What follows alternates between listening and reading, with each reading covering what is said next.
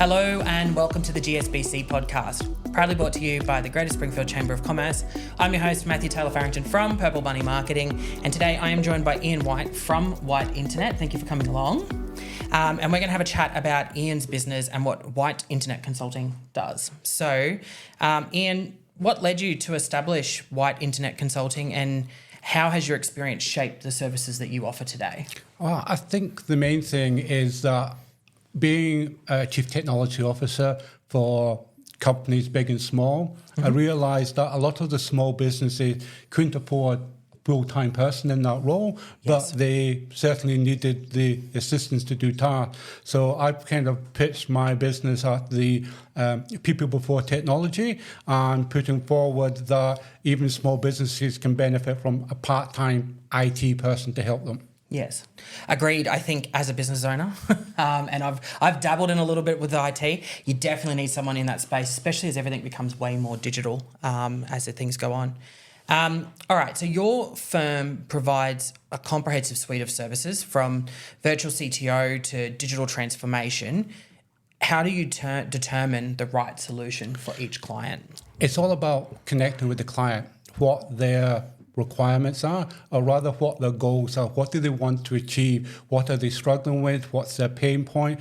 I tend to like to sit down over a cup of coffee, talk about where they want to take their business, what's holding them back at the moment, and that could be engaging as a virtual CTO, or it could be upgrading the equipment as a digital transformation. So basically, it's not a one-size-fits-all. It's everything I do is custom based on the client. Okay, perfect. All right. Inefficient IT infrastructure, it's a common challenge for SMEs.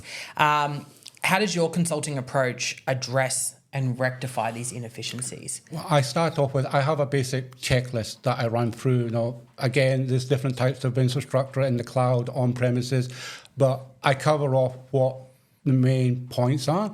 I'm able to go to the client with recommendations, whether that's updating software, updating licenses, updating the firmware that it's running on. And we then basically come up with a series of goals and a budget around that, and then I normally do a phased rollout. Doing everything at once can be a bit too much, particularly for an SME. So I pitch it as you pay for what you need, and if you get to a point where I'm happy with the changes, then you need not pay anymore. Yes. Yeah, wonderful. All right. Something that's obviously always changing as well, but compliance and regulatory requirements, obviously it can be quite a daunting thing for businesses. How do you assist clients in navigating, I guess, those complexities? Yeah, once again, it comes down to checklists. I keep my headspace in that area, and therefore I've got a running start on what compliance is. And as I said, I put people first, so I take out the buzzwords. I talk in plain English to the business. If they have a technical team, I talk techie to them. If they're dealing with an outsource, I can talk technical to them. But at the end of the day, I will have a compliance checklist, and I will make sure that any legal complications are met with real-world understandable, whether that's in making an investment in putting in cyber, or whether it's just a question of generating reports. A lot of the stuff I do is just generating reports to put a tick box for a government or another company. Yes, and I think you hit the nail on the head there before about talking plain English to people who aren't in the space. I think the biggest thing from a lot of business owners that I hear when the IT stuff comes up, their first thing is, I just want IT that works. I don't care about all the jargon and all the stuff. And I think that's good that you kind of put it in terms that they can understand. So, all right. So data management and analytics, obviously are pivotal in today's business environment. How do you help clients leverage their data-informed decision-making? Yeah, now the first step is to clean the data, which sounds a little bit scary because you might be losing stuff, but sometimes it's the tree for the forest. You've got so much data, you can't actually make decisions, and that's what the key of it. It is not data for data's sake. It is insight to make decisions, and it's a question of potentially pruning. As I said, people are scared to lose data, but it's narrowing it down. We use Power BI, Tableau. I'm looking at bringing in AI to help some of the number crunching. But at the end of the day, we're looking at getting clear English observations on the data, particularly it's like, oh, you do more sales on Saturday and Sunday than you do during the entire week combined. You might want to up your presence, whether that an online shop to sell at the weekend or you just got an extra staff. Yes. Yeah, agreed. I think businesses in this day and age, I think from the old school days of storing so much data, now don't understand it. I have the same issue in the marketing field where we've got email addresses that we've collected, but we're sending out emails to them, for example, and that person's not responding anymore, not engaging. And the first thing we do when engaged with that sort of stuff as well is we prune the database. There is no point sending emails to an email address that doesn't exist anymore. There's no point sending it to someone who's not responding or engaging with your mail. So I agree with you. I think sometimes cleansing that data is very important to know what you're actually doing and what's working. But obviously keeping things moving, jumping into the cybersecurity space, it is a growing concern for many organisations and it is a costly thing for especially for SMEs.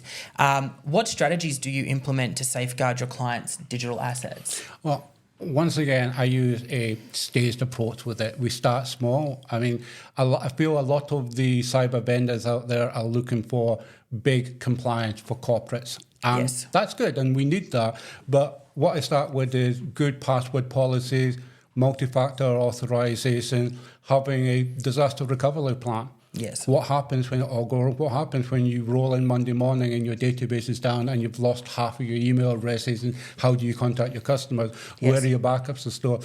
We have a saying in IT: you don't have a backup until you've restored it. Yes. And it happens. I've seen that with clients all the time. It's like, I've got a backup, right? We'll put it back and we'll fix it. It didn't work. And that's when the panic happened. And so it's small steps. I mean, I can do full corporate security. I've just been working on a very large security thing for the Port of Melbourne in the last week. But it's the small steps for the SMEs that I think make a big difference, because you can do a lot just to, turn the lock on the door, make sure the window's sealed, yes, and things like that. Yeah, I agree. All right, so reflecting on your work, what technological trends do you see emerging among local business? I say the big thing that is happening in the industry at the moment is migration to the cloud, which is still a lot of the smaller companies are starting to pick up on that. They no longer just have a computer sitting in the back office. Yes. And remote working. I mean, not every company can remote work. I totally appreciate that. But there is a certain nuance change with it, particularly from being cyber secure, how they're connected into the system, who gets access to say, if somebody's sitting in a coffee shop doing something, is there a security risk with the Wi-Fi in the coffee shop, that type of thing. Yes. So that kind of overlap with cyber, working from home, and obviously AI. AI is a big thing, and it's, from my point of view, it's how can we automate? How can we take a procedure that takes a week and takes 3 people it takes half an hour, and AI is doing 90% of the lifting. Always have somebody check it afterwards. AI is not perfect, but you can simplify and speed up a lot of things. And it's not just using things like ChatGPT, it's actually automated systems out there where you can use like a glue to connect different systems together. And I think a lot of the SMEs aren't even aware these things work. I agree. I actually, not to shamelessly plug the Hot podcast, which we run, but we recently talked about automation on that podcast, and we talked about tools like Zapier and Pabbly and things like that, where you can connect things and have data moving from one system to another instead of having to have someone manually key, and you reduce error, all those sorts of things. Oh yeah, I mean there's a lot of systems out there, and they're well worth getting your head around. Agreed. All right, last question, and then we'll wrap things up. But looking ahead, what innovations or services is White Internet exploring to stay, I guess, at the forefront of tech consulting? I think the big thing is that I probably spend at least one working day of my week looking at new trends in technology, and just to stay up front so I can advise my clients. Things change. Things that were really great even just 2 or 3 years ago are really bad now. So you have to keep up with it. I think from a point of view of what's changed from revolutionary-wise, the AI is going to be the biggest thing. Yes. It's hard keeping up with the amount of changes in AI.